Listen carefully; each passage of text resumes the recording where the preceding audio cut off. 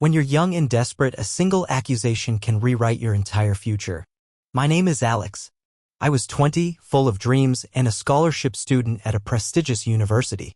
I worked harder than most, stayed late in the library, pored over every book, every article, every paper to keep my grades high. I wasn't for money, but I believed if I worked hard enough, I could claw my way out. Then my roommate Ryan destroyed everything. It wasn't an accident. It was calculated. Precise. Ryan was the kind of guy who smiled too much and talked too little. He had charm, connections, and a scholarship that depended on keeping his spotless image intact. And he wanted mine. The accusation came out of nowhere. One morning I was called into the dean's office. A formal letter accused me of plagiarism in a key assignment, the final paper for my political science course. The evidence? An anonymous tip and a report from the university's plagiarism software showing suspicious similarities between my paper and another student's unpublished work. The kicker? The work was Ryan's. I was stunned. I argued, I pleaded, I tried to explain. The professor who once praised my diligence suddenly looked at me with cold eyes. The hearing was swift, the verdict harsh: expulsion. No trial. No investigation. Just the assumption that a scholarship kid like me must have cut corners to keep up. Ryan got the scholarship. I got the boot. The campus whispered. Friends turned their backs. Professors stopped returning my emails. It was like I'd become a ghost in a place I loved. I had nowhere to go. No money. No reputation. No future. I left town. Broke. Hollow. But not broken. Because even in that darkness, I knew one thing. If Ryan thought he could bury me, he was dead wrong. Because revenge isn't just about payback. It's about rewriting the story. And I was about to write the most devastating chapter yet. Ryan was always the type who wanted everything handed to him: friends, grades, scholarships, attention. The kind of guy who smiled just enough to disarm suspicion but hid a venomous streak underneath. I tolerated it for months, put up with his passive-aggressive jabs, his constant need to one-up me socially and academically, chalking it up to college roommate drama. But beneath the surface, Ryan was playing a far more dangerous game. Our political science class was his last hurdle for keeping his scholarship intact. He'd gotten away with skating through other classes on charm and connections, but this one required real work, something he wasn't willing to do. I was the exact opposite. Late nights at the library, multiple drafts of essays, hours of research. I put everything I had into my final paper. It was my shot to prove that I belonged here. One night, I found Ryan lurking outside my door, pretending to look for his notes. I caught him glancing at my laptop screen. I told him to back off, but he just laughed, a quiet, empty laugh that didn't reach his eyes. He was sizing me up. And then, when the final papers were submitted, everything unraveled. The university sent me the notice. I was being investigated for plagiarism. They said my paper shared unusually high similarity with an unpublished draft belonging to another student who wouldn't be named. I knew immediately. It was Ryan. I confronted him once, but he denied everything with practiced ease. You must have mixed up your sources, he said with a sneer. It happens. The university took his side. They told me that with digital tools, mistakes were rare but unforgivable. They said the scholarship was precious and had to be protected. Ryan's scholarship was renewed. Mine was revoked. I left campus that day feeling hollow, betrayed by the system and the man I once called a friend. I moved back home with my parents, jobless and directionless. But even as I packed up my dorm room, I vowed one thing. I wouldn't let this be the end. Ryan's betrayal was a spark. And from that spark, I was going to build a fire so bright it would burn him down. Slowly, painstakingly, with a precision that no one would see coming.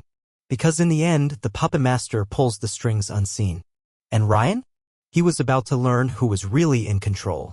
After leaving school, I felt like I had nothing left. No scholarship, no degree, no prospects. The world that once seemed full of possibility closed its doors one by one. I bounced between dead-end jobs, living in a cramped apartment that smelled of stale coffee and regret. Every rejection letter felt like another nail in the coffin of my dreams. But the bitterness that gnawed at me wasn't just about lost opportunities, it was about justice denied. I knew Ryan was out there, walking free, climbing social ladders on the foundation of a lie. And somewhere deep inside, a stubborn ember of pride refused to die. I wasn't ready to be the victim in this story. So I made a choice. I wasn't going to storm the university's administration or shout my innocence from the rooftops. I was smarter than that. I had learned one crucial lesson: revenge is a game best played in the shadows. I started small. I signed up for online courses in communications and public relations. I devoured everything I could find about media strategies, crisis management, and reputation building. I subscribed to newsletters, watched webinars, and read textbooks that gave me insights into how public opinion is shaped and shattered. Slowly, I rebuilt. Within 2 years, I had landed an entry-level job at a boutique PR firm. It wasn't glamorous, but it was mine. I worked long hours, learned fast, and networked harder than I ever had in college. I kept my past buried deep, never mentioning the scandal, never explaining why I was so hungry. And then one day, I saw the news. Ryan. Not just Ryan the scholarship kid. Ryan the politician. A candidate running for city council. The same smug smile, the same rehearsed charm I'd seen in college. But now polished enough to fool a city. I felt a mix of emotions. Anger, yes, but also opportunity. Because here he was, a man with everything to lose, vulnerable to exposure. And me? I had spent years learning how to pull the strings behind the scenes. I had the skills, the context, the plan. It was time. Time to step out of the shadows. Time to become the puppet master. And this time, the show would be mine to control. No more being the scapegoat. No more being the victim. This was my chance to rewrite the ending. And I wasn't going to waste it. The campaign was bustling with activity when I showed up under my new alias, Evan Clark. I kept my real past locked tight, letting only a carefully curated resume and polished charm open doors. The staff was a mixture of eager volunteers and seasoned operatives, all buzzing with the excitement of pushing Ryan into office. Volunteering gave me access to meetings, to internal chatter, to the vulnerabilities of a man who had fooled everyone on the outside but still grappled with insecurities beneath the surface. I watched him closely. The confident speeches, the rehearsed handshakes, the fake smiles for the camera. But behind the scenes? The cracks showed. Ryan was paranoid. Always checking his phone, nervously asking aides if a certain story had hit social media. His staff whispered about a skeleton in the closet that threatened to derail the campaign, though no one knew the details. I made it my business to find out. Using the trust one built, I gained access to his campaign emails and files. The careless mistakes Ryan had made in college, the ones I remembered too well, were still buried in digital archives. Old essays, past misconduct reports, disciplinary letters. The evidence was there, waiting. But I needed more than documents. I needed leverage. That's when I met Emily. A bright, ambitious campaign aide with a weakness for late-night texts and a penchant for gossip. I made my move carefully, shared a coffee, offered a listening ear, slowly became someone she trusted more than she should have. It didn't take long. She started forwarding me internal messages, private strategies, and unfiltered thoughts about Ryan's fears and missteps. Through her phone, I learned about secret donors, campaign finance worries, and a recent heated argument Ryan had with his closest advisor. Every piece of information was another thread I could pull. I didn't push Emily too hard. Just enough to keep her engaged and willing. I painted myself as a confidant, someone who understood the pressure she was under. She didn't know I was the architect of the pressure. Together, we began dismantling Ryan's facade, not with noise, but with whispers. And with every secret I uncovered, the campaign's foundation weakened. I was getting closer. Closer to exposing the man who tried to destroy me. And this time, the world would listen. With Emily's trust secured and a treasure trove of insider information at my fingertips, I began orchestrating the first wave of my campaign to unravel Ryan's carefully constructed image.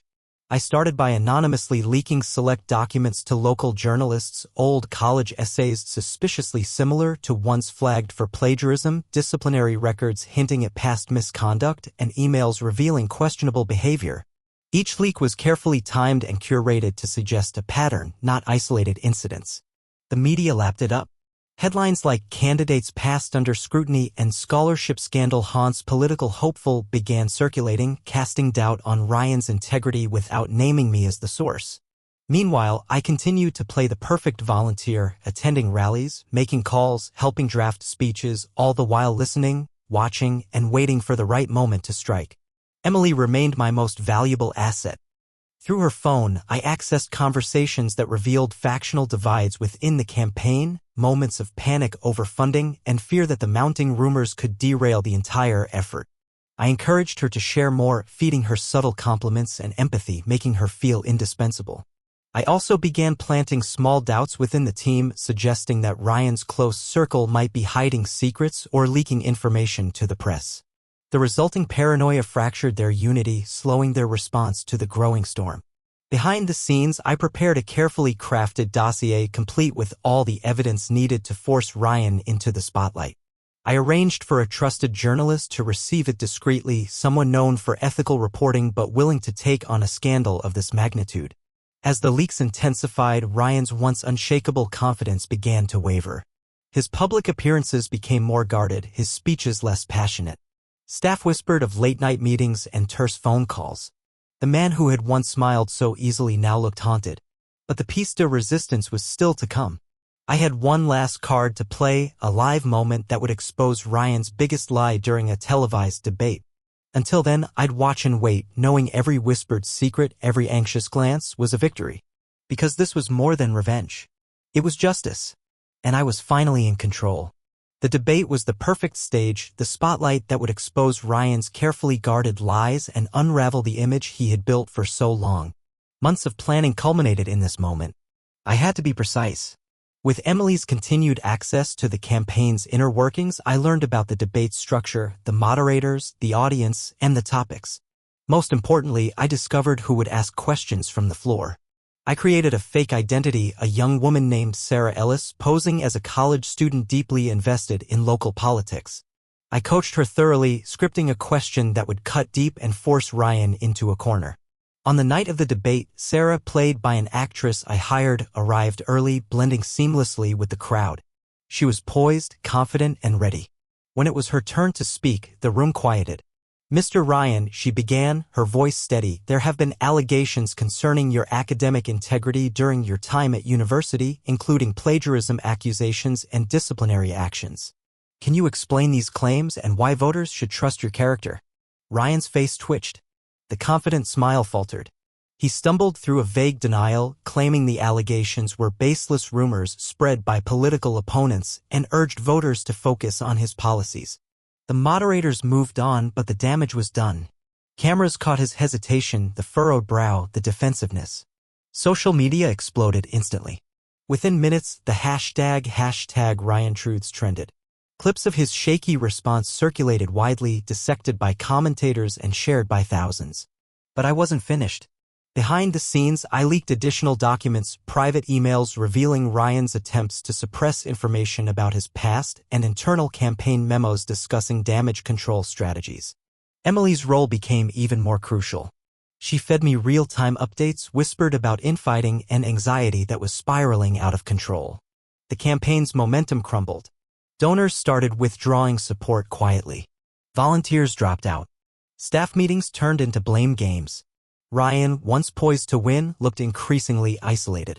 I watched from the sidelines, feeling the weight of years of injustice slowly tipping toward reckoning. This wasn't just about a political campaign.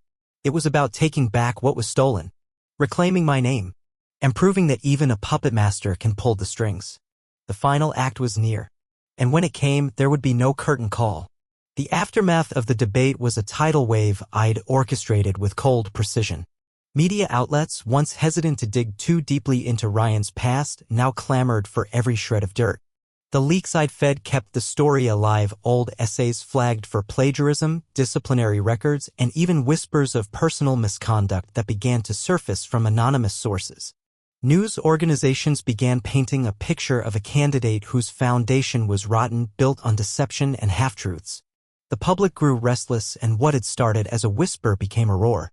Ryan's campaign scrambled to issue denials, press releases filled with vague statements about personal growth and learning from mistakes. But the damage was irreversible. Poll numbers plummeted. Once loyal supporters distanced themselves.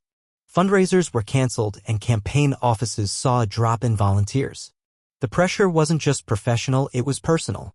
Through Emily, I kept tabs on the growing stress within the campaign.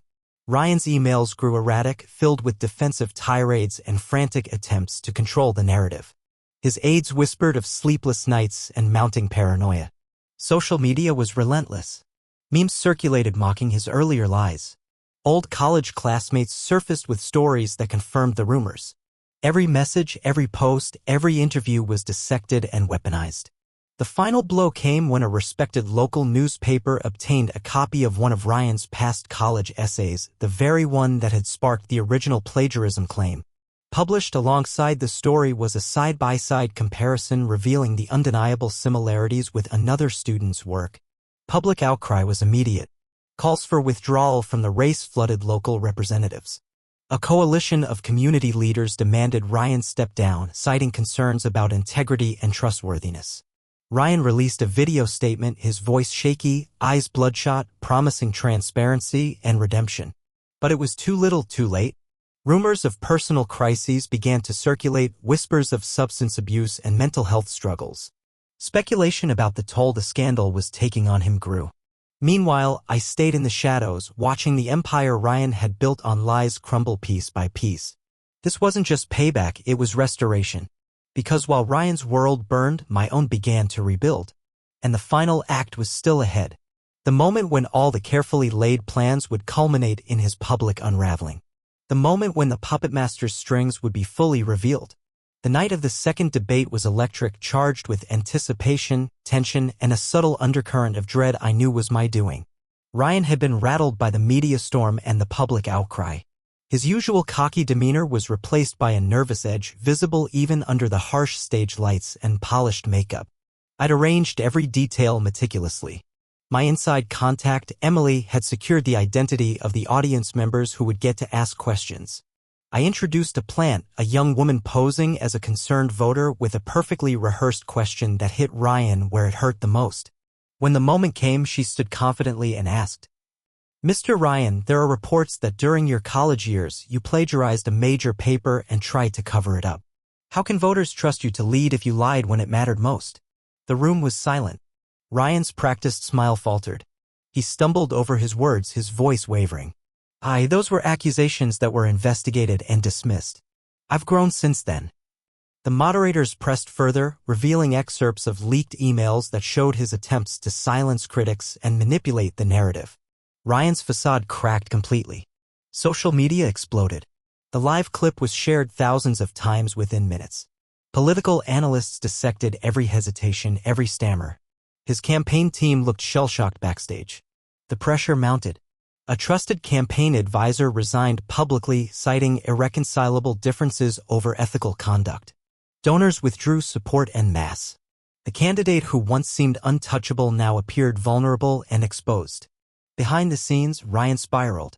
His personal emails leaked, revealing frustration, paranoia, and pleas for help. Rumors circulated of late-night breakdowns and suicide scares. Emily became distant, caught in the storm she helped fuel but now fearing for her own safety. From afar, I watched the empire I'd dismantled crumble into dust. It wasn't about glory. It wasn't about revenge. It was about justice. The man who ruined my life was finally exposed. And the puppet master smiled quietly in the dark. Because the strings were now in my hands.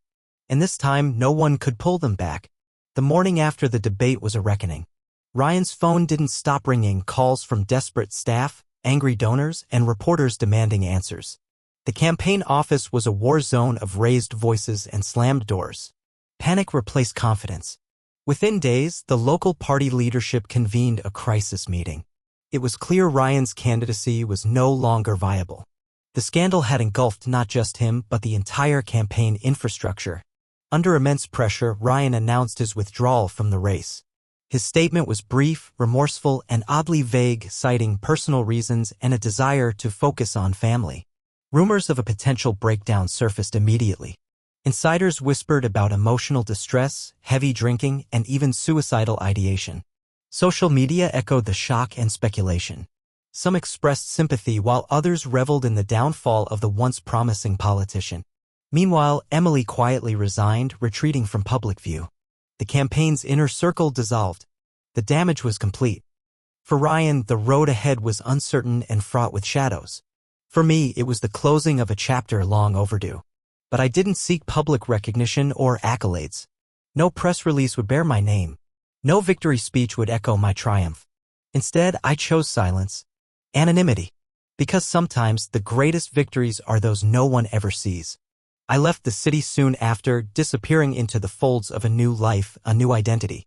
From afar, I watched as the man who once stole my future faced the consequences he had evaded for too long. And I found peace, not in revenge itself, but in reclaiming control over my story. Because the puppet master doesn't seek applause. He shapes the play from behind the curtain. And when the final act falls silent, only he knows the truth. I left town quietly, like a ghost slipping through the cracks of a world that never noticed I was gone. No farewells. No explanations. Just a suitcase filled with the remnants of a life rebuilt and a heart finally unburdened. Starting over was both a challenge and a relief. I moved to a small coastal town where no one knew my name or my past. The anonymity was healing. I took up freelance work, consulting for nonprofits, writing articles about communication strategies, and occasionally helping local businesses shape their public image. I also poured my experiences into a memoir, weaving my story of betrayal, loss, and calculated retribution into a narrative that spoke to resilience and the quiet strength it takes to fight back without being seen. The book received modest acclaim, resonating with those who understood the nuanced battle between victim and victor. But the greatest satisfaction wasn't in the accolades or the sales. It was knowing that Ryan, once so confident, so untouchable, was living in the shadows of his own making.